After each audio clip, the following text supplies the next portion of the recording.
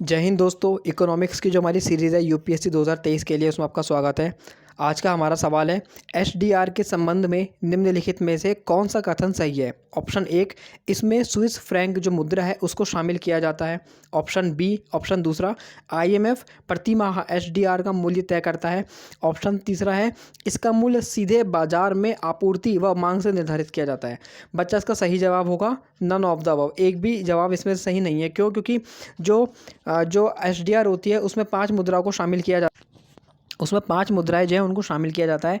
पहली मुद्रा होती है अमेरिका का डॉलर, दूसरा होता है जापान की जो मुद्रा होती है येन, और तीसरा जो यूरोपियन यूनियन जो उसकी करेंसी होती है यूरो, और चौथा होता है यूनाइटेड किंगडम की जो करेंसी होती है पाउंड, और पांचवा होता है चीन की जो करेंसी है चीनी रेमिनबी, उसको शामिल किया जाता है। तो पहला वाला ऑप्शन गलत हो जाएगा। दूसरा ऑप्शन है कि आईएमएफ प्रति माह एसडीआर का मूल्य तय करता है, ये गलत हो जाएगा। आईएमएफ प्रति माह नहीं बल्कि प्रतिदिन एसडीआर का मूल्य जो है वो तय करता है। एसडीआर जो होती है मुद्राओं की एक टोकरी होती है जिसमें 5 मुद्राएं शामिल की जाती हैं।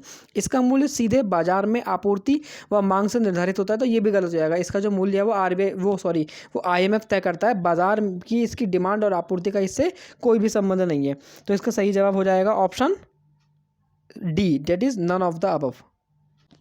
और अगला सवाल है हमारा, मौद्रिक नीति के संबंध में निम्नलिखित में से कौन सा से कथन सही है। पहला है, आरबीआई मौद्रिक नीति फ्रेमवर्क अधिनियम के तहत इसका संचालन करता है। इसका उद्देश्य मूल्य स्थिरता को बनाए रखना है। मुद्रास्फीति का लक्ष्य आरबीआई द्वारा गवर्नमेंट ऑफ इंडिया के परामर्श से तय किया जाता है।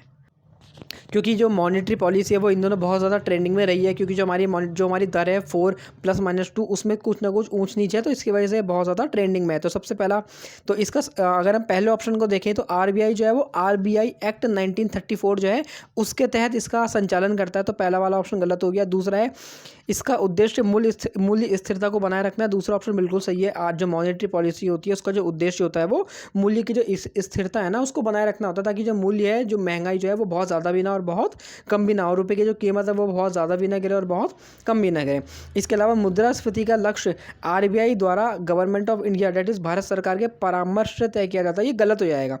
मुद्रास्फीति का जो लक्ष्य है वो आरबीआई तय नहीं करता है। मुद्रास्फीति का लक्ष्य भारत सरकार तय करती है और आरबीआई से परामर्श लेती है। तो आरबीआई और गवर्नमेंट ऑफ इंडिया जो है ये एक दूसरे से बदल जाएंगे। गवर्नमेंट ऑफ इंडिया तय करती है और परामर्श लेती है आरबीआई से। ये ऑप्शन सही है। तो इसका सही जवाब पहला वाला जो है वो गलत हो गया, दूसरा सही। केवल इसका जवाब कौन सा है? केवल दूसरा। तो सवाल हो जाएगा, आंसर हो जाएगा ऑप्शन डी, केवल 2। और अगर इसी तरह के क्वेश्चन अगर आपको अच्छे लगे तो हमारी चैनल को सब्सक्राइब करें, और ये सीरीज़ जब तक हमारा प्रीलिम्स एग्जाम आएगा तब तक चलती रहेगी। Thank you so much.